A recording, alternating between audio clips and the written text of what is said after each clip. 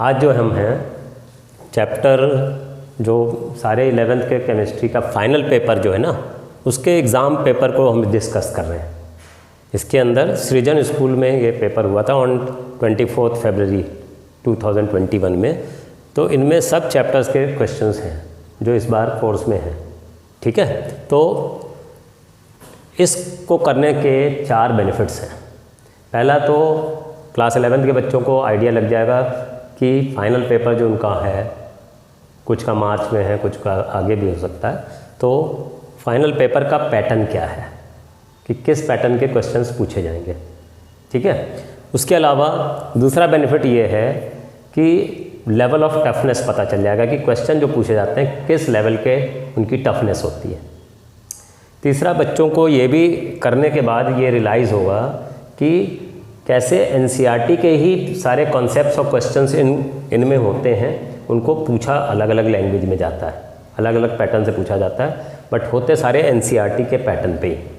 और चौथा बेनिफिट ये भी है कि कभी कभी ज़्यादा कुछ में ऐसा भी हो सकता है कि जो क्वेश्चंस इन्होंने पूछे हैं वो किसी और पेपर में भी आ जाए, क्योंकि ज़्यादातर एनसीईआरटी बेस्ड हैं, सारे कॉन्सेप्ट्स एनसीईआरटी के हैं और जो पेपर होने हैं उनमें सब में एनसीईआरटी ही आनी है। तो जब हम यहाँ पे से 70 मार्क्स के क्वेश्चंस करेंगे तो काफ़ी क्वेश्चंस इनके आपके पेपर में भी रिपीट हो जाएंगे जो अब होने वाले हैं।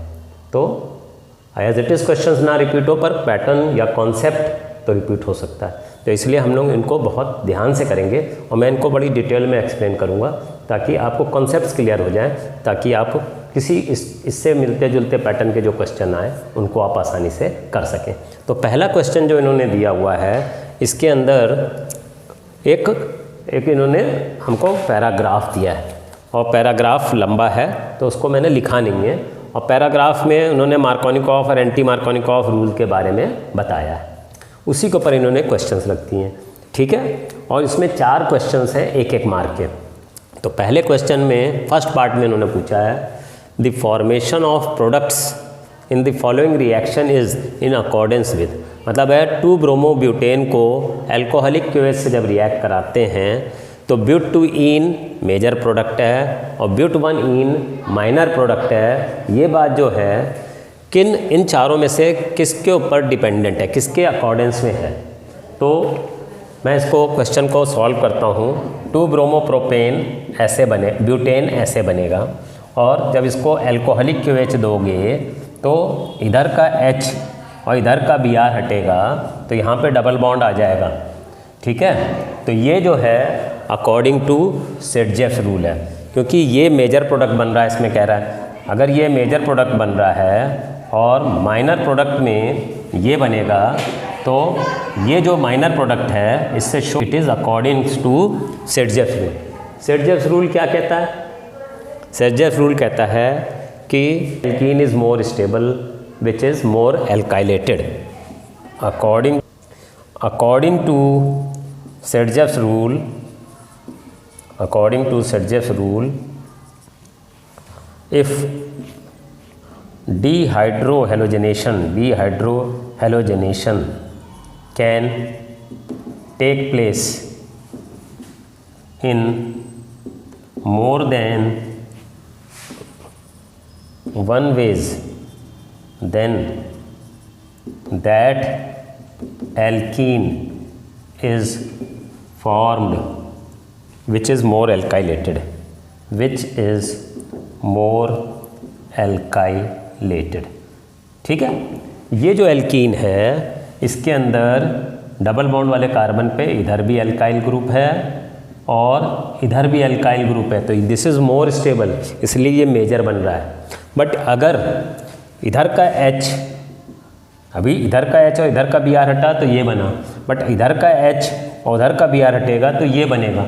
बट इसके केस में इस कार्बन पे कोई भी अल्काइल ग्रुप नहीं है, तो ये कम स्टेबल है अकॉर्डिंग टू सेटजेफ रूल।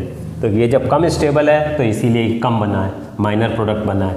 ये ज़्यादा स्टेबल है तो ज़्यादा बना है। तो इसने पूछा था कि ये जो रिएक्शन हो रहा है, इस रिएक्शन में ये मेजर प्रोडक्ट बन रहा है, वो माइनर प्रोडक्ट बन रहा है, तो इन चारों में से किसके अकॉर्डेंस में है? तो वो सेटजेफ रूल के हिसाब से। ठीक है, इसको हटा देते हैं, नेक्स्ट क्वेश्चन देखते हैं। ओके स्टूडेंट्स, अब सेकंड क्वेश्चन कह रहा है addition of HBr to unsymmetrical alkenes in presence of peroxide follows which rule. इसके अंदर एंटी मार्कोनिकॉव्स रूल होगा। इसको मैं समझाता हूँ कैसे। अनसिमेट्रिकल एल्कीन का मतलब है जिसके डबल बॉन्ड के दोनों तरफ अलग अलग, जिसमें डबल बॉन्ड के दोनों तरफ इधर कार्बन अलग अलग हो। मान लो इधर एक ही कार्बन हो और इधर दो कार्बन हैं, ठीक है।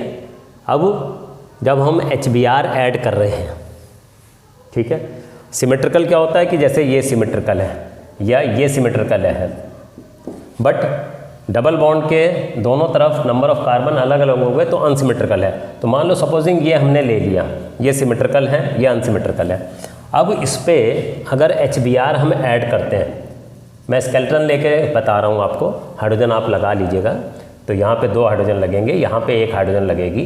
अब होता क्या है, HBr दे रहे हो in the presence of peroxide, यहाँ पे ऑर्गेनिक परऑक्साइड देते हैं। ऑर्गेनिक परऑक्साइड ज़्यादातर बेंजॉइल परऑक्साइड दे देते हैं, ठीक है, बेंजॉइल परऑक्साइड दे देते हैं, ठीक है। अब आप ऑर्गेनिक परऑक्साइड लिख दो, वो भी बहुत है। तो क्या होगा, HBr का Br वहाँ जाएगा जहाँ ज़्यादा हाइड्रोजन है, तो you will get this product. यहाँ पे CH2Br बनेगा और यहाँ पे H लगेगा। तो एंटी मार्कोनिकॉव्स रूल क्या कहता है, according to anti Markovnikov rule, according to anti Markovnikov's rule, the negative part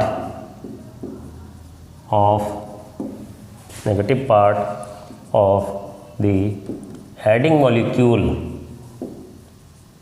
goes to that carbon of the multiple bond which has more number of hydrogen, which has more number of hydrogen। तो इसमें क्या हुआ है कि ये multiple bond लगा हुआ है, इस पे 2 हाइड्रोजन हैं, इस कार्बन पे 1 ही है, ये ज़्यादा इलेक्ट्रोनेगेटिव है, ये कम इलेक्ट्रोनेगेटिव है, ठीक है। इसमें हालांकि फ्री रेडिकल मैकेनिज्म चलता है। तो ये जो नेगेटिव है उस कार्बन पे जाएगा जहाँ ज़्यादा हाइड्रोजन है और ये वहाँ जाएगा जहाँ कम है। तो ये जो प्रोडक्ट बना CH2Br, इधर HH लग गया। तो ये कह रहा है addition of HBr to unsymmetricals in presence of peroxide follows, कौन सा ऑर्डर लगेगा, जब HBr ऑर्गेनिक परऑक्साइड में दोगे तो एंटी मार्कोनिकॉव रूल लगता है। अगर ऑर्गेनिक परऑक्साइड नहीं देते तो मार्कोनिकॉव लगता। तो एंटी मार्कोनिकॉव परऑक्साइड के प्रेजेंस में लगता है जब अनसिमेट्रिकल एल्कीन पे HBr जुड़ता है, ठीक है। हटाते हैं इस क्वेश्चन को, नेक्स्ट देखते हैं।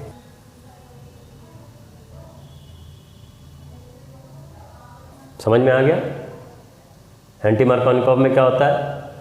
एंटी मार्कोनिकॉव में परऑक्साइड के प्रेजेंस में जब HBr होता है तो Br वहाँ जाएगा जहाँ ज़्यादा हाइड्रोजन है, ठीक है, और H वहाँ जाएगा, मतलब नेगेटिव वाला वहाँ जाएगा जहाँ ज़्यादा हाइड्रोजन है, और जो थोड़ा कम नेगेटिव है, इलेक्ट्रोपॉजिटिव टाइप का है थोड़ा, तो वो वहाँ जाएगा जहाँ कम हाइड्रोजन है।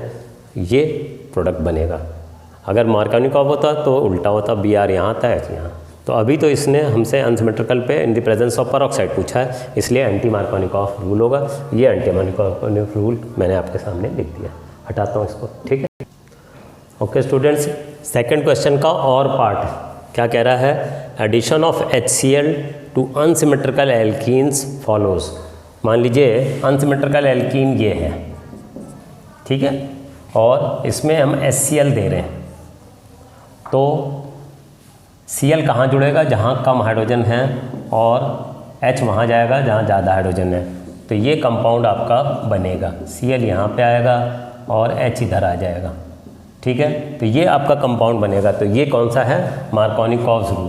मार्कोनिकॉव्स रूल में जो नेगेटिव पार्ट है वो वहाँ जाता है जहाँ पे कम हाइड्रोजन होते हैं, और एंटी मार्कोनिकॉव में नेगेटिव वाला वहाँ जाता है जहाँ ज़्यादा हाइड्रोजन होते हैं, डबल बॉन्ड वाले या ट्रिपल बॉन्ड पे मतलब है कि एल्कीन में। तो हमें ये ध्यान रखना है कि अगर यहाँ पे कोई ऑर्गेनिक परऑक्साइड नहीं दिया है तो मार्कोनिकॉव्स रूल लगेगा। और अगर ऑर्गेनिक पर ऑक्साइड दिया होता और HBr दिया होता तो फिर एंटी मार्कोनिकॉव होता। तो इसका आंसर बी हो जाएगा। ठीक है, हटाते हैं इसको भी। अब हम लोग थर्ड क्वेश्चन देखते हैं। थर्ड क्वेश्चन में कह रहा है, फर्स्ट का third part, addition of HI to double bond of propene yields isopropyl iodide and not N-propyl iodide as the major product because addition reaction proceeds via किस mechanism से चलता है। तो इसका answer A more stable carbocation है। Actual में क्या है, जैसे ये कह रहा है HI ऐड कर रहे हैं प्रोपीन में, ये प्रोपीन है, ठीक है। अब इसमें जब HI दोगे तो मार्कोनिकॉव्स रूल लगेगा। मार्कोनिकॉव्स रूल के हिसाब से negative will go to that carbon which has lesser number of hydrogen. ये नेगेटिव वाला पार्ट है, ये यहाँ पे आएगा, तो आपको कंपाउंड क्या मिलेगा, ये, इसको आइसोप्रोपाइल आयोडाइड कहते हैं, आइसोप्रोपाइल आयोडाइड। ठीक है, ये कह रहा है कि आइसोप्रोपाइल आयोडाइड मिलेगा और ये नहीं मिलेगा एन प्रोपाइल आयोडाइड। आई यहाँ पे लगे, ये नहीं मिलेगा, इसको एन प्रोपाइल आयोडाइड कहते हैं, एन प्रोपाइल आयोडाइड। ये नहीं मिलेगा, ये मिलेगा। क्यों मिलेगा? क्योंकि मार्कोनिकॉव्स रूल के हिसाब से नेगेटिव वहाँ जाता है जहाँ कम हाइड्रोजन होते हैं मल्टीपल बॉन्ड पे। अब ऐसा क्यों होता है? ऐसा इसलिए होता है कि इसके अंदर कार्बन आयन और कार्बन कैटायन बनता है। डबल बॉन्ड का जो बॉन्ड होता है उसमें एक सिग्मा बॉन्ड होता है, एक पाई बॉन्ड होता है। पाई बॉन्ड इलेक्ट्रॉन शिफ्ट करता है, वो जब इधर शिफ्ट करेगा, ये प्राइमरी कार्बन है और ये सेकेंडरी है। ठीक है, इसके दो तरफ कार्बन है तो ये सेकेंडरी है, इसके एक ही तरफ कार्बन है तो ये प्राइमरी कार्बन है। तो जब ये इलेक्ट्रॉन इधर शिफ्ट करेगा प्राइमरी पे तो इसके ऊपर पॉजिटिव चार्ज चढ़ जाएगा और secondary carbocation is more stable. हालांकि टर्शियरी कार्बोकैटायन जो होता है तो वो और भी स्टेबल होता है, बट यहाँ पे ये सेकेंडरी है, ये प्राइमरी है, तो secondary carbocation is more stable. तो डबल बॉन्ड का जो पाई बॉन्ड इलेक्ट्रॉन शिफ्ट करेगा वो इधर करेगा ज़्यादा, क्योंकि जब इस पे नेगेटिव आएगा तो इस पे पॉजिटिव आएगा और सेकेंडरी कार्बोकैटायन ज़्यादा स्टेबल है तो इसी पे शिफ्ट करेगा। और जब ये इस पे पॉजिटिव चार्ज आएगा, ये इधर इलेक्ट्रॉन शिफ्ट हो गया, इस पे पॉजिटिव आ गया, तो नेगेटिव वाला अपने आप इस पॉजिटिव पे आएगा, इसीलिए ये फाइनल प्रोडक्ट मिलेगा। ठीक है, मार्कोनिकॉव्स के हिसाब से negative will go to that carbon which has lesser number of hydrogen in a multiple bond. और वो इसलिए हो रहा है क्योंकि जब डबल बॉन्ड का इलेक्ट्रॉन शिफ्ट करेगा तो प्राइमरी कार्बन पे शिफ्ट करना चाहेगा ताकि सेकेंडरी कार्बन के ऊपर पॉजिटिव चार्ज आ जाए, क्योंकि secondary carbocation is more stable. तो इस पर जब पॉजिटिव आएगा तो नेगेटिव वाला अपने आप यहीं पे आके जुड़ेगा, तो this will be the main project. तो वो किसके हिसाब से चल रहा है? अ मोर स्टेबल कार्बोकैटायन। ठीक है, इसलिए इसका आंसर ये ए हो जाएगा। ठीक है, इसको हटाते हैं, नेक्स्ट क्वेश्चन देखते हैं। ओके स्टूडेंट्स, अब ये फोर्थ पार्ट जो दिया है, addition of water on butene in presence of dilute H2SO4 will give major product. क्या बनेगा मेजर प्रोडक्ट? जो मतलब है ब्यूट1ईन ये हुआ, हम स्केलेटन बना रहे हैं, हाइड्रोजन आपको लगाने होंगे। ठीक है, ब्यूट1ईन है, इसको हम वाटर दे रहे हैं in the presence of dilute H2SO4। ये वाटर है एक तरह से H+ और OH- में एसिड के प्रेजेंस में टूटा होगा, तो नेगेटिव वहाँ जाएगा अकॉर्डिंग टू मार्कोनिकॉव जहाँ पे कम हाइड्रोजन होंगे। ठीक है, और पॉजिटिव वहाँ पे जाएगा जहाँ ज़्यादा हाइड्रोजन होंगे on multiple bond carbon. Markovnikov's rule लगेगा।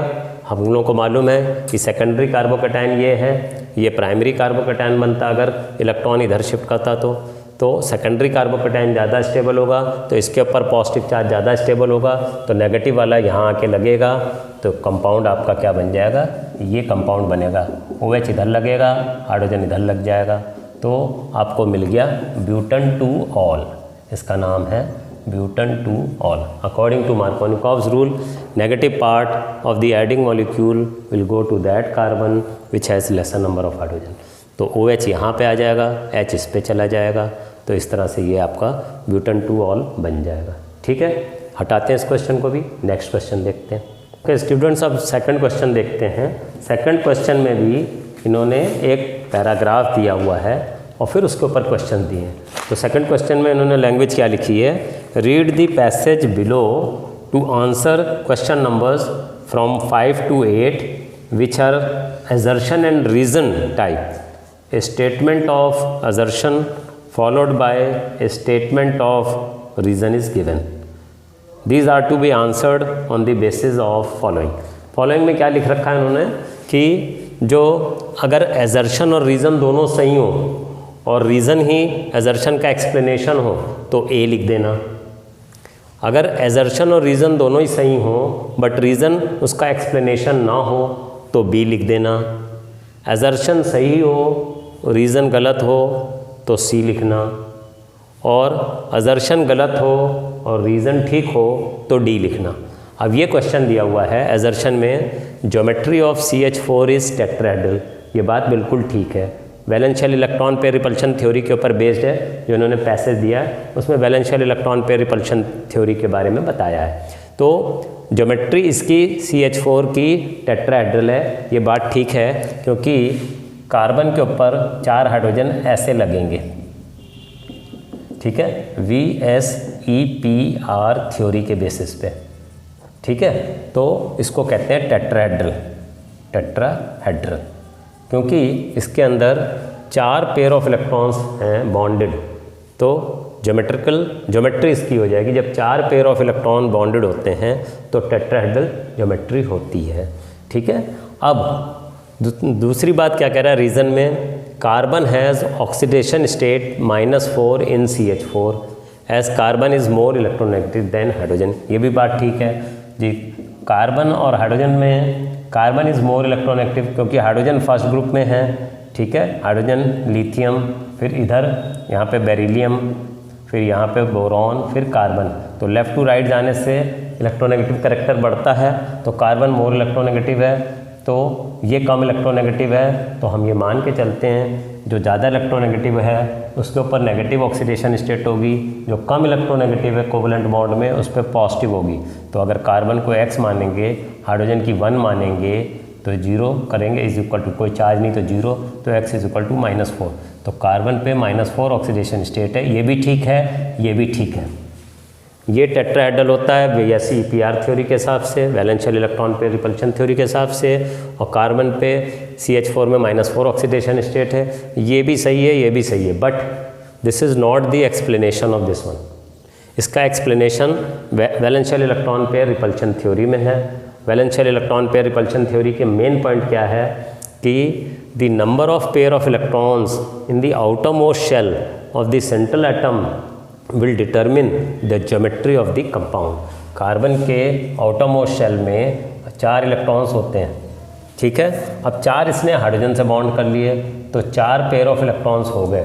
जब 4 पेयर ऑफ इलेक्ट्रॉन्स होंगे तो शेप ज्योमेट्री जो इसकी टेट्राहेड्रल होगी। तो ये बात वैलेंशियल इलेक्ट्रॉन पेयर रिपल्शन थ्योरी के हिसाब से आ रही है, तो ये बात तो इसने कही नहीं है, तो बट ये भी स्टेटमेंट सही है, ये भी स्टेटमेंट सही है, but reason is not the explanation for assertion, तो हमारा आंसर क्या हो जाएगा, बी। इसके केस में आंसर हो जाएगा बी, ठीक है। इसको हटाते हैं, नेक्स्ट क्वेश्चन देखते हैं। ओके स्टूडेंट्स, नेक्स्ट क्वेश्चन है सेकंड पार्ट, एजर्शन में दिया shape of SF4 is seesaw, ये बात ठीक है, अभी मैं समझाऊंगा कैसे। और रीज़न दिया है SF4 has only 4 bond pairs of electrons, ये गलत है। कैसे सही है और गलत है, देखिए SF4 में हम निकालते हैं, इसमें फॉर्मूला लगाएंगे H is equal to ½ V + M - C + A, ठीक है। तो V क्या है, वैलेंशियल इलेक्ट्रॉन्स, वैलेंशियल इलेक्ट्रॉन्स, जो सेंट्रल एटम है सल्फ़र, उसके आउटरमोस्ट शेल में कितने इलेक्ट्रॉन्स हैं, 6 हैं, क्योंकि सल्फ़र कहाँ से ग्रुप में है, 16th ग्रुप में। Oxygen, sulphur, selenium, tellurium, polonium, Om, Shyam से टीपो या उस से टीपो, तो यहाँ पे 16th ग्रुप में सल्फ़र है, तो आउटरमोस्ट शेल में 6 इलेक्ट्रॉन्स हैं, ठीक है। और monovalent atoms attached, monovalent atoms attached मतलब है कि सिंगल वैलेंसी 1 वाले कितने एटम्स अटैच्ड हैं, 4। फ्लोरीन की वैलेंसी 1 है तो 4 एटम्स अटैच्ड है, तो मोनोवैलेंट में 4 आ गया। कैटायन मतलब positive charge, anion negative charge कुछ है ही नहीं, तो कुछ जोड़ना नहीं है। तो 10/2 इज इक्वल टू 5। इसका मतलब है कि इसमें 5 पेयर ऑफ इलेक्ट्रॉन्स हैं, 5 pair of electrons, 5 pair of electrons हैं इसमें। बट बॉन्डेड कितने हैं? 4 बॉन्डेड पेयर्स हैं, बॉन्डेड पेयर ऑफ इलेक्ट्रॉन्स, और एक लोन पेयर होगा। ठीक है, इसमें 5 पेयर ऑफ इलेक्ट्रॉन्स हैं, वैसे भी देख सकते हैं 6 सल्फ़र के हैं और 4 इसके, 10/2 तो 5 पेयर ऑफ इलेक्ट्रॉन्स हैं, और बॉन्डेड कितने हैं? 4 ही हैं। तो क्या होगा कि इस केस में जो शेप होना चाहिए था, अगर 5 होता तो इसकी ज्योमेट्री जो होती वो ऐसी होती, जैसे PCl 5 में होती है। ठीक है, तो इसमें एक इधर भी होता तो ये होता, तो वो हो जाता ट्रायगोनल बाइपिरामिडल। बट अभी क्या है, एक लोन पेयर है। जब भी लोन पेयर होता है ज्योमेट्री गड़बड़ा जाती है, शेप अलग बनता है। तो यहाँ पे फ्लोरीन लगा दो, इधर भी फ्लोरीन, इधर भी फ्लोरीन, इधर भी फ्लोरीन। लोन पेयर को इधर रखते हैं, इनसे 120 के एंगल पे ऐसे भी दिखा देते हैं, तो 120 के एंगल पे हमें, ताकि रिपल्शन कम हो। तो इसको हम कहते हैं सीसॉ। ठीक है ना, ये इस तरह से हो गया, जैसे झूला नहीं झूलते बच्चे सीसॉ में, एक इधर बैठ गया एक इधर बैठ गया। ठीक है ना, तो ये इस तरह से शेप बन गया, तो इसको कहते हैं seesaw. Shape of SF4 is seesaw, ये बात बिल्कुल ठीक है, ये वाला पार्ट सही है। अब ये कह रहा है SF4 has only 4 bond pairs, ये बात गलत है। 4 बॉन्डेड पेयर ऑफ इलेक्ट्रॉन्स हैं और एक लोन पेयर भी है। तो इसका मतलब क्या हुआ कि ये वाला स्टेटमेंट गलत है। तो assertion is correct but reason is wrong, तो सी आंसर इसका होगा। ओके बच्चों, हटाते हैं। ओके बच्चों, अब ये जो क्वेश्चन है थर्ड पार्ट, एजर्शन में कह रहा है the shape and geometry of BRF5 are different. ये बात ठीक है, अभी हम लोग देखेंगे on the basis of BSEPR theory.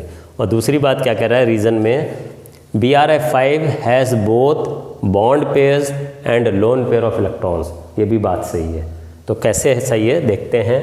ये BRF5 है और H is equal to half V + M - C + A, ये फॉर्मूला लगा दिया, और हाफ इसके वैलेंस शेल में कितने हैं? 17 ग्रुप का है तो 7 इलेक्ट्रॉन्स हैं, और ये मोनोवैलेंट होता है वैलेंसी 1 वाला, तो 5 हैं। ये पॉजिटिव नेगेटिव चार्ज कोई है ही नहीं, तो 6 हो गया। ये 6 में 5 बॉन्डेड हुए, तो हम कहेंगे 6 pair of electrons, 5 bonded pairs हैं और 1 लोन पेयर है। ठीक है, 5 बॉन्डेड पेयर ऑफ इलेक्ट्रॉन से 1 लोन पेयर ऑफ इलेक्ट्रॉन है। तो ये जब भी लोन पेयर होगा तो ज्योमेट्री बिगड़ जाएगी। 6 पेयर ऑफ इलेक्ट्रॉन्स होते हैं, अगर सब बॉन्डेड होते तो ऑक्टाहेड्रल शेप ज्योमेट्री होती, जैसे SF6 में होता है। SF6 में ऐसे शेप होता है ऑक्टाहेड्रल। बट अभी क्या है कि 5 बॉन्डेड है, 1 लोन पेयर है। जब भी लोन पेयर आएगा तो शेप मतलब अलग होगा ज्योमेट्री से। तो 6 वाले की ज्योमेट्री होती है ऑक्टाहेड्रल, बट क्योंकि एक लोन पेयर आ गया है तो शेप अलग होगा। ज्योमेट्री जो हम इसके पेयर ऑफ इलेक्ट्रॉन से निकालते हैं, बट शेप अगर कोई भी एक लोन पेयर आ गया तो शेप अलग होगा ज्योमेट्री से। अगर लोन पेयर नहीं होता तो ज्योमेट्री और शेप सेम होती, बट अभी जब लोन पेयर आ गया है तो ज्योमेट्री अलग होगी और शेप अलग होगा। तो अब क्या होगा कि इसमें से 5 बॉन्डेड दिखाते हैं, BR को बीच में रख देते हैं, और यहाँ पे हमने दिखा दिया कि 5 बॉन्डेड है फ्लोरीन, ऐसे रख देते हैं। ठीक है, और एक फ्लोरीन ऊपर से लगा देते हैं और लोन पेयर को नीचे रख देते हैं। तो इसको हम कहते हैं स्क्वायर पिरामिडल, स्क्वायर पिरामिडल। तो ये बात मैं समझा रहा हूँ, क्वेश्चन में हालांकि कुछ पूछा नहीं है, ये बात मैं इसलिए समझा रहा हूँ कि आपको कॉन्सेप्ट क्लियर हो जाए, तो इस पैटर्न के कोई भी क्वेश्चन आए तो आप कर पाओगे। BSEPR थ्योरी बहुत इंपॉर्टेंट कॉन्सेप्ट है। ठीक है, तो अब इसने कहा था shape and geometry of BRF5 are different. Yes, geometry इसकी ऑक्टाहेड्रल है बट शेप स्क्वायर पिरामिडल बन रहा है, तो अलग अलग हो गए। BRF5 has both bond pairs and lone pair, बिल्कुल ठीक कह रहा है, बॉन्डेड पेयर्स भी हैं और लोन पेयर भी हैं, तो ये भी दोनों बातें सही हैं। और लोन पेयर होने की वजह से ही इसकी ज्योमेट्री इसकी शेप से अलग है। तो जो रीज़न है वही इसका एक्सप्लेनेशन है, तो A is the right answer according to which reason and assertion दोनों ही सही हैं और वही उसका एक्सप्लेनेशन है, तो आंसर ए इसका होगा। ठीक है, इसको हटाते हैं, नेक्स्ट क्वेश्चन देखते हैं। हाँ जी बच्चों, ये क्वेश्चन क्या कह रहा है, fourth part, the shape and geometry of ammonia are trigonal pyramidal and tetrahedral respectively. मतलब शेप ट्राइगोनल पिरामिडल है और ज्योमेट्री टेट्राहेड्रल है। ये बात बिल्कुल ठीक है, अभी समझाऊंगा मैं। जो VSEPR थ्योरी के ऊपर मैं कॉन्सेप्ट समझा रहा हूँ, इसको मैंने VSEPR थ्योरी को अपने एक वीडियो में अलग से भी समझा रखा है। पूरी VSEPR थ्योरी के सारे पॉइंट समझा रखे हैं, अलग से लिख के समझाए हैं, तो वो मेरा आप वीडियो देखिएगा, लिंक आपको मिल जाएगा मेरे इसी डिस्क्रिप्शन बॉक्स में। ठीक है, मेरे channel chemistry by SK Agrawal में एक वीडियो है, VSEPR थ्योरी को डिटेल में एक्सप्लेन किया। ठीक है, और रीज़न क्या कह रहा है, ammonia has 3 bonded pairs and 1 lone pair with sp3 hybridisation, ये भी सही है। और इनके शेप और ज्योमेट्री में डिफरेंस क्यों आ रहा है, क्योंकि लोन पेयर होता है। तो ये जो इसका रीज़न है वो इसका एक्सप्लेनेशन भी है, तो आंसर इसका ए होगा। बट इसको मैं एक्सप्लेन करता हूँ कैसे। अमोनिया में NH3 है, इस फॉर्मूले से H = ½ V + M - C + A से लगाते हैं तो ½ इसके वैलेंस शेल में 15th ग्रुप का है तो 5 इलेक्ट्रॉन्स हैं, मोनोवैलेंट हाइड्रोजन है 3 हो गए, तो 4 पेयर ऑफ इलेक्ट्रॉन्स हैं बट 3 बॉन्डेड हैं। 4 पेयर ऑफ इलेक्ट्रॉन्स हैं, 3 बॉन्डेड पेयर ऑफ इलेक्ट्रॉन्स हैं, बॉन्डेड पेयर ऑफ इलेक्ट्रॉन्स, और एक लोन पेयर ऑफ इलेक्ट्रॉन है, एक लोन पेयर ऑफ इलेक्ट्रॉन है। ठीक है, तो जब भी लोन पेयर हो जाता है तो वो ज्योमेट्री गड़बड़ा जाती है, शेप अलग होगा ज्योमेट्री से।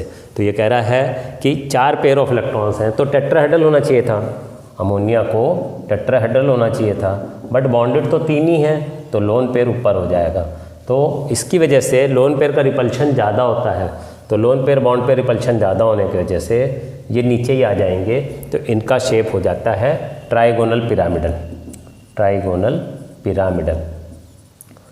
जब भी 4 पेयर ऑफ इलेक्ट्रॉन्स हैं और चारों बॉन्डेड हों तो टेट्राहेड्रल होगा, जैसे हमने देखा था मीथेन में चारों बॉन्डेड होते हैं तो ये टेट्राहेड्रल स्ट्रक्चर होता, 109 डिग्रीज 28 मिनट्स का एंगल बनता है, ये टेट्राहेड्रल होता है। बट अमोनिया में तो 4 बॉन्डेड है ही नहीं, अमोनिया में 3 बॉन्डेड है, एक लोन पेयर है, तो 4 पेयर ऑफ इलेक्ट्रॉन्स होता है तो टेट्राहेड्रल ज्योमेट्री, 4 में टेट्राहेड्रल ज्योमेट्री होती है। बट शेप क्या आएगा इसका, ट्राइगोनल पिरामिडल। ट्राइगोनल पिरामिडल, उसका कारण क्या है कि लोन पेयर है, लोन पेयर की वजह से रिपल्शन ज़्यादा हो जाता है तो शेप गड़बड़ा जाता है, शेप अलग होगा और ज्योमेट्री अलग होगी। फिर कह रहा है अमोनिया है 3 बॉन्ड पेयर्स, ये बात ठीक है, एंड 1 लोन पेयर, ये भी बात ठीक है। और जब 4 पेयर ऑफ इलेक्ट्रॉन्स होते हैं तो हाइब्रिडाइजेशन sp3 होती है, ये बात भी ठीक है। और लोन पेयर की वजह से इसकी ज्योमेट्री और शेप में डिफरेंस है, इसलिए यही इसका एक्सप्लेनेशन है, तो A is the right answer. ठीक है, हटाते हैं, इसमें एक और पार्ट और है, उसको हम और कर देते हैं, फिर वीडियो यहीं तक रखेंगे और पार्ट तक। ओके स्टूडेंट्स, अब और 4th का और पार्ट देखते हैं। इसमें कह रहा है असर्शन में the shape and geometry of HexaF4 are square planar and octahedral respectively. मतलब है शेप इसका स्क्वायर प्लेनर है और ज्योमेट्री ऑक्टाहेड्रल है, ये बात बिल्कुल ठीक है। फिर कह रहा है HexaF4 has 4 bonded pairs and 2 lone pairs with sp3d2 hybridisation, ये भी बात सही है। देखते हैं अब कैसे, और यही इसका एक्सप्लेनेशन भी है, तो इसका आंसर तो वैसे ए है, बट इसको समझते हैं लॉजिक कैसे। HexaF4 में अगर H = ½ V + M - C + A वाला फॉर्मूला लगाते हैं तो जिनॉन 18th ग्रुप का है तो ऑटोमोशल में 8 इलेक्ट्रॉन्स हैं, मोनोवैलेंट वैलेंसी 1 वाले 4 जुड़े हैं, तो 6 पेयर ऑफ इलेक्ट्रॉन्स हो गए। 6 पेयर ऑफ इलेक्ट्रॉन्स हैं तो हाइब्रिडाइजेशन sp3d2 कहलाएगी, इसको हाइब्रिडाइजेशन कहेंगे। अगर 2 होते हैं तो sp, 3 होते हैं तो sp2, 4 पेयर ऑफ इलेक्ट्रॉन्स हैं तो sp3, 5 हैं तो sp3d, 6 हैं तो sp3d2, एक s का 3 p के और 2 d के, तो 6 ऑर्बिटल्स हो गए। तो sp3 हाइब्रिडाइजेशन, sp3d2 हाइब्रिडाइजेशन बिल्कुल ठीक है। अब इसमें 6 पेयर ऑफ इलेक्ट्रॉन्स हैं, उनमें 4 बॉन्डेड हैं, 4 बॉन्डेड पेयर हैं, 4 बॉन्डेड पेयर हैं और 2 लोन पेयर हो गए। क्योंकि हमें 4 बाउंडेड दिख रहे हैं, तो बचे हुए 2 क्या हो गए, लोन पेयर हो गए। अब 6 पेयर ऑफ इलेक्ट्रॉन्स होते हैं तो ज्योमेट्री ऑक्टाहेड्रल होती है, जैसे SF6 की मैंने बताई ऐसे, तो ये ऑक्टाहेड्रल कहलाता है अगर 6 फ्लोरीन ऐसे लगे होते हैं।